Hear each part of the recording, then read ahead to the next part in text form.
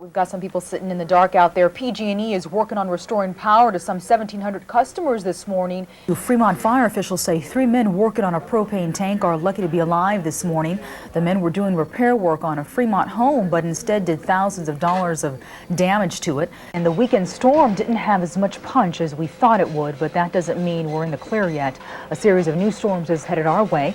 The next one is expected to hit the Bay Area this morning. She's well. She's back with us. Isabel Lucero, good morning, and where do we start? Thank you very much, Terry. I am back, and good morning to you once again. You can take a deep breath now that the brunt of the storm has passed, but it's not forgotten. It caused havoc yesterday. Delayed flights at San Francisco International Airport, flooded streets, landslides, and fender benders. Mother Nature's fury caused delays at SFO yesterday. Some flights were delayed up to 3 hours. Officials cut the use of 2 of 4 runways, causing more than 30 morning flights to be canceled.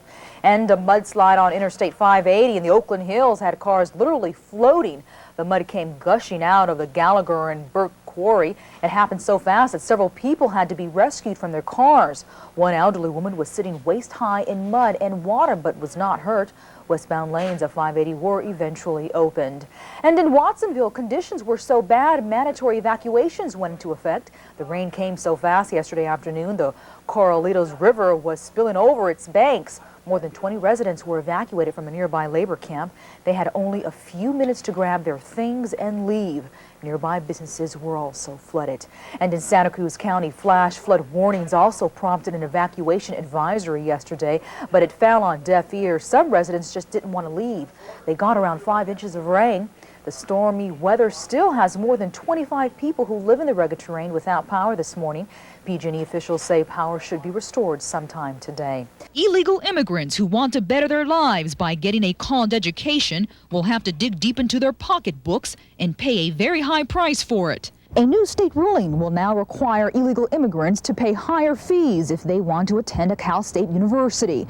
But some say that's unfair.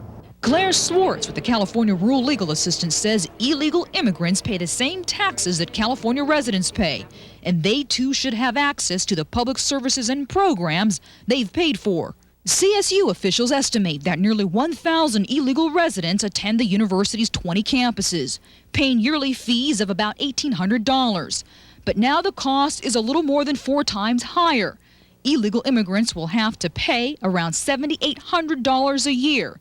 This same as out-of-state resident fees. Students who plan on transferring to a Cal State university are divided on the issue. It's a debate that will continue long after the new policy is implemented.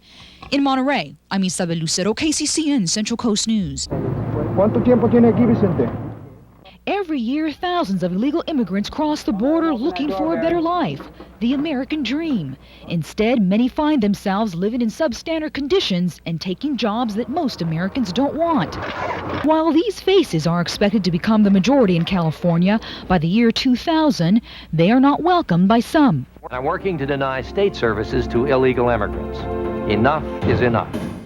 And according to a new study released today by the Urban Institute, California is one of 7 states with the largest number of undocumented immigrants. And they are being accused of draining the economy rather than putting more into state and local taxes. The study claims that these 7 states will pay more than $400 million this year to put illegal immigrants behind bars and provide emergency medical care, as well as pay $3 billion to educate their children. But some say the study is contradictory. It only looks at their costs and not their contributions. Some credit immigrants for keeping California's economy from collapsing. And traditionally, this country has welcomed those who have been oppressed. But during difficult economic times, Simone Salinas says there has to be a scapegoat. Others say if the study is right on target, then politics aside, the numbers speak for themselves. In Salinas, Isabel Lucero, KCCN Central Coast News. There's a lot of hammering, pounding, and plastering going on in Mission Fields now that the wild storms and the flooded streets have passed.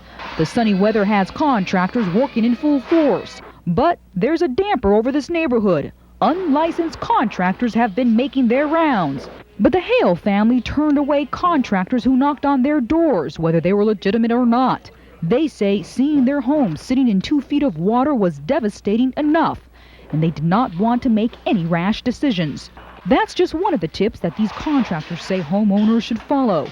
They should also ask to see a contractor's license, as well as call the Better Business Bureau. Just yesterday, 7 men were arrested on suspicion of contracting without a license here in the Mission Fields neighborhood.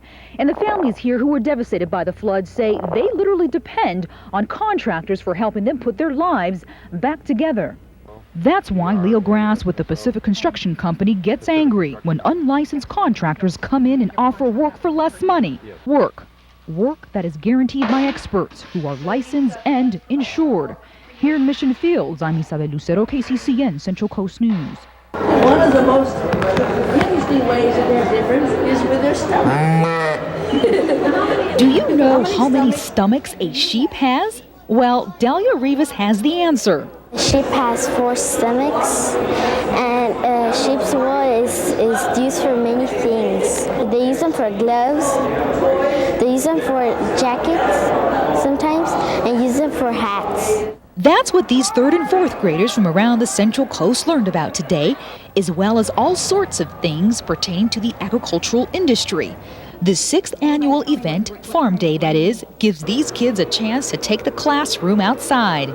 These kids are learning where their food and grain comes from so that the next time they go to the grocery store, they'll know exactly how much hard work goes into providing them with their favorite fruits and veggies. Most of the kids thought that their food came from the grocery store and didn't realize just how much hard work goes into raising a crop, let alone the importance of a ladybug. The kids saw a range of farm animals, while some played with toy tractors and compared them to real ones. In Salinas, I'm Isabel Lucero, KCCN Central Coast News.